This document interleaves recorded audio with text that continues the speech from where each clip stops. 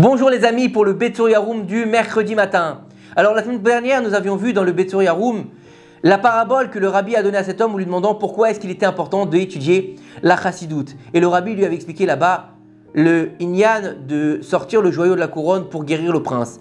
Et que en fait, Akadosh Baruch Hu a dit, mon fils est mourant, pour l'épargner je vais prendre le joyau de ma couronne qui est la Torah de la chassidoute et je vais le diviser en petits morceaux afin de le distribuer au peuple. Le seul remède dans notre génération pour guérir des maux de notre génération, c'est la Torah de la chassidoute. Et dès l'instant où Israël prendra la couronne d'Hachem, qui est l'étude de la chassidoute, il commencera à vivre avec l'aide d'Hachem. On peut voir que beaucoup de personnes qui étaient tombées dans les abîmes, lorsqu'ils ont commencé à goûter à la chassidoute, à goûter à cette Torah, doucement, ils se sont rapprochés et ont créé une situation de proximité avec Hachem Yitbarach. Effectivement, la Torah de la chassidoute, elle vient pourquoi? Pour délivrer les Bnei Israël à l'heure la plus dure de la révélation du Meshiach.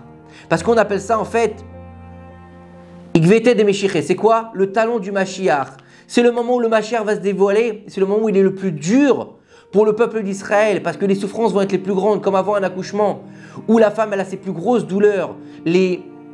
Les douleurs d'avant l'accouchement sont les plus violentes, à tel point que la femme ne veut plus donner naissance tellement que c'est dur. Et on nous dit que avant l'avènement messianique, les douleurs seront terribles. On les voit aujourd'hui, de par le monde, de tout ce qui se passe autour de nous. Le remède de notre génération, nous dit le Admor HaZaken, et la Torah de la chassidoute. Toute personne ayant goûté ne serait-ce qu'un petit peu aux paroles du Baal Hatanya, il s'éloignera du mal. Nous constatons que la situation des gens de notre génération, donc celle du talon du Mashiach, comme on vient de l'expliquer, est à l'agonie. Comme nous le voyons de nos propres yeux à chaque instant, comment l'insolence est grandissante, que la vie devient extrêmement chère, extrêmement compliquée, que le fils, il se rebelle contre son père. À l'époque, le père, il disait à son fils quelque chose, le fils, il lui disait « Ok papa », ou même quand il n'était pas d'accord avec lui, il baissait la tête. Aujourd'hui, qu'est-ce qui se passe? Et pourquoi? Et comment? Et je fais ce que je veux. Et c'est pas toi qui vas me dire ce que j'ai à faire. Le fils, il se rebelle. La fille, elle s'insurge contre sa mère. La mère, elle disait à sa fille, est-ce que tu peux venir m'aider à faire la vaisselle avant? Qu'est-ce qu'elle lui... Et elle lui dit, oui maman, il n'y a pas de problème, avec plaisir. Aujourd'hui, il lui dit, pourquoi c'est à moi de la faire? T'as qu'à demander à ma soeur ou t'as qu'à demander à mon frère. La belle-fille contre sa belle-mère. Qu'est-ce que ça peut lui faire à ta mère? Qu'est-ce que ça peut lui faire? Comment on éduque nos enfants? De quoi elle se mêle celle-là? C'est une tragédie. Nos ennemis sont les proches de notre maison. C'est-à-dire que nos propres ennemis ne sont pas à l'extérieur, ils sont à l'intérieur de nos vies. Et ça, c'est difficile à gérer pour tout le monde.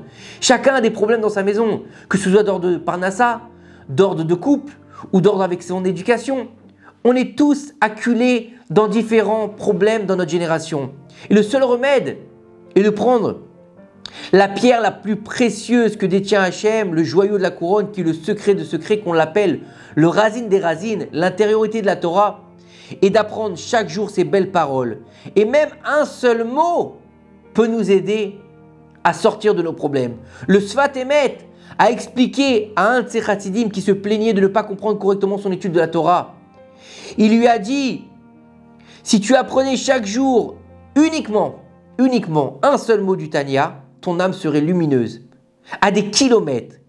Car toutes ces paroles sont comme des braises ardentes. C'est-à-dire que s'il apprenait seulement un seul mot du Tanya par jour, pas un chapitre, pas un livre entier, un seul mot du Tanya, il arriverait à avoir la lumière dans son âme, donc il arrivera à comprendre son étude de la Torah. Il est rapporté dans le livre Sefer Adorot qu'Aria Ashiloni de la tribu de Lévi, il a vu 8 générations. Ça veut dire quoi? Il a vécu 8 générations. Il a vu la génération d'Amram, père de Moshe Rabbeinu, de Yoshua Binoun, de Pinchas HaKohen, d'Eli le Kohen, de Shmuel Hanavi, du roi David et du roi Salomon.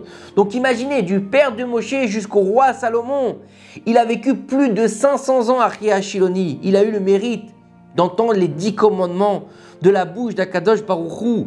Et lorsqu'il a entendu les 2 premiers commandements, il a compris d'Akadosh Baruch Hu le secret des secrets de la Torah de la chassidoute Shiloni. Il est le seul qui soit resté vivant dans toutes ces générations afin de diffuser la Torah de la chassidoute, la Torah de la Kabbalah et la Torah du Zohar. Aria Shiloni, il n'est pas mort alors que le peuple d'Israël entier il est mort quand il a reçu les 2 premiers commandements. Il était juge dans le tribunal de David. Il était le maître en Torah du prophète Eliyahu. Que son souvenir soit source de bénédiction. Et il était le 2e plus grand prophète après Moshe Rabbeinu. Imaginez le niveau d'Aria Shiloni. Du fait qu'il a fauté, par contre, avec Yeroboam ben Nevat, en l'induisant en erreur au temps de sa vieillesse, quand ses yeux se sont affaiblis. Après sa disparition, Akadosh Baruch Hu réincarnera son âme en Rabbi Shimon Bar Yochai, comme il est sous-entendu dans la Hydra du Zohar. Et je ne pouvais calmer mon cœur tant que ma place n'était pas avec Aria Shiloni. Et aussi dans le Psitka, comme Rabbi Shimon Bar Yochai l'a dit, je peux débarrasser le monde du djinn, donc de la rigueur. Et si Aria Shiloni est avec moi, je pourrais l'annuler d'aujourd'hui jusqu'à la fin des temps. Pourquoi est-ce qu'il y a dit Rabbi Shimon Bar Yochai, qui est celui qui a dévoilé le Zohar au monde? Pourquoi est-ce qu'il a parlé d'Aria Shiloni? Pourquoi est-ce qu'il n'a pas rapporté le roi David? Pourquoi est-ce qu'il n'a pas rapporté le roi Salomon ou Moshe Rabbeinu? Et en fait, car la Torah de la Chassidoute, elle peut annuler beaucoup de décrets. Et Aria Shiloni a fourni à Rashbi le secret, le Razin, nommé le Zohar, qui est un enseignement exceptionnel et qui n'existe pas jusque-là. Plus tard, étant donné qu'il a entendu au mont Sinaï, « Je suis l'Éternel ton Dieu, et tu n'auras pas d'autre Dieu que moi », donc les 2 premiers commandements, il détenait la force du Razin, donc du secret du Zohar, et du Razin, qui est la Torah de la Chassidoute, qui est au-dessus du Zohar. Mais la Torah de la Chassidoute ne pourra être reçue que dans un seul récipient, qui se nommera Israël. Puisque lorsque il y a eu le don de la Torah, qui est-ce qui a reçu le don de la Torah? C'est le peuple entier, le peuple d'Israël. Et il faudra pour cela qu'il y ait un homme qui ait en lui toute l'essence du peuple d'Israël, donc qui se nommera donc Israël, et qui sera celui qu'on nommera le Baal Shem Tov. La Torah de la Chassidoute sera divulguée par le Baal Shem Tov. Après la lutte qui opposera Yaakov à l'ange, il lui dit « Ton nom ne sera plus Yaakov, mais Israël ». C'est marqué dans le Sefer Bereshit. L'intention était le prénom du Baal Shem Tov, qui dans le futur recevra la lumière du secret et qui la transmettra étape par étape, comme une chose brûlante qu'il est impossible de déplacer d'un coup.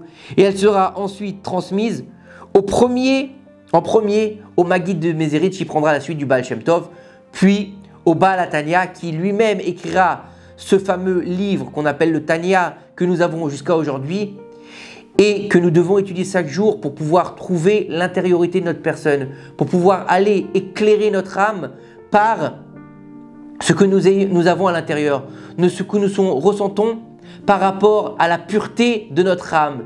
Et c'est comme ça qu'on arrivera à dévoiler par la Chassidoute le Mashiach. En étudiant la Chassidoute, nous avons la capacité de dévoiler au monde le Razin des Razines, le secret des secrets, et donc de passer les tribulations du talon du Mashiach et d'arriver par là à recevoir le Mashiach. Bimera Bienvenue. Amen. Une bonne semaine, à très bientôt.